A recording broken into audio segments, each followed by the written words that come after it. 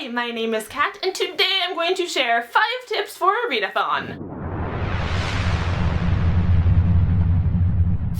So the BOOKTUBE-A-THON is just about a week away now, and I thought it would be a good time to share some of my tips to prepare for and to participate in a read-a-thon. Now, I'm not a professional read-a-thoner yet, so these are really just some tips that I'm going to be doing to kind of help myself, and maybe they will help you too. So tip number 1 for an awesome read-a-thon is to build up that anticipation. The BOOKTUBE-A-THON is just a week away right now, so this is the perfect time to start getting really pumped up for it. Get excited to read a lot, because that's what you're gonna be doing. If you are really excited and you're just dying to start, then that enthusiasm is really going to pay off. Both in the beginning by giving you a strong start, and in the long run, because the more into it you are, the less likely it is that you're going to get discouraged when things get kind of rough. You want to get really excited before the read-a-thon so you can start strong and kind of maintain that reading enthusiasm as long as possible. Tip number 2 is to make a plan. Now, you know your own abilities better than anyone else, presumably, so you can set goals for yourself that are challenging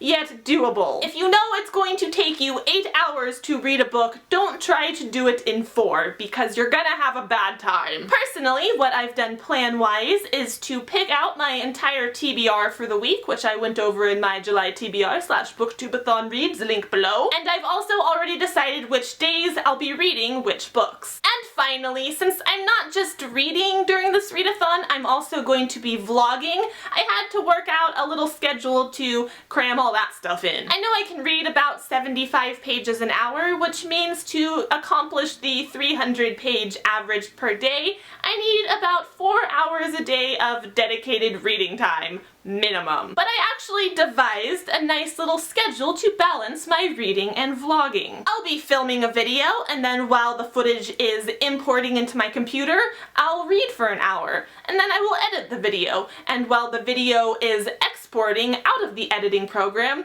I will read for another hour, and then I will upload the video, and while I'm babysitting that happening, I will also be reading for another hour. And finally, I will read for 1 more hour before bed, or for however long I need to accomplish my goals for the day. Lots of reading, lots of vlogging, plans. Get organized. So those first 2 tips are of the pre-read-a-thon variety, but the next 3 really kick into effect once the read-a-thon has started. And tip number 3 is to use your discipline and willpower to stick to your plans. Because planning is pretty useless if you aren't going to follow through. Really think about why you want to participate in the read-a-thon in the first place. Why is that desire to do so there? When you feel that moment of weakness, that thought of, I don't feel like reading, I'm just gonna watch TV. Remember why you made this goal in the first place. Remember why you wanted to prioritize reading, and then invoke your discipline and pick up that book instead of turning on the TV. Tip number 4 is to say no to distractions. If you already know that you might be tempted by the television, just stay away from it. If you tend to get lost in the YouTube abyss, then just exert enough willpower to stand up and run away from the computer. Try to find a nice, comfortable spot away from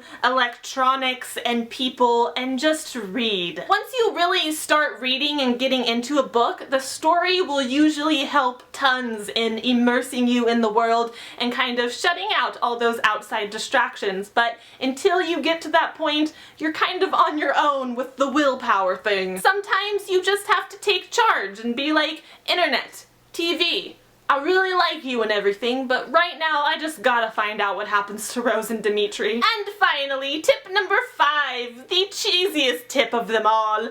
Have fun! You aren't participating in this read-a-thon to stress yourself out. You're trying to have a good reading time here. I mean, yes, of course you do want to read a lot and push yourself, but you don't want to push yourself over the edge. Accomplishing a goal just doesn't doesn't feel as good if you have to torture yourself to get there. If you start falling behind and getting discouraged, that sort of negativity can just build on you, and then it is a slippery slope from there. Stay positive and don't let tiny setbacks blow up and knock you off course. Even if you're not keeping up with your original goals, you can still have a wonderful experience by just trying hard and maintaining a positive attitude and just have fun. It's supposed to be fun, so have fun, or else I will give you some candy and then you'll have more fun. So yes, there you have it, my 5 tips for a read-a-thon. I hope maybe you found these helpful,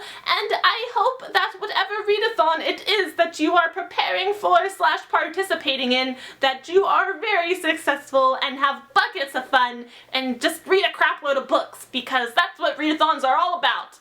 Yeah! Anyways, that is everything I had for this video today, so thank you so much for watching it. I hope you enjoyed it. I hope you have a great night, and I will have another video soon, so I will see you then. Goodbye!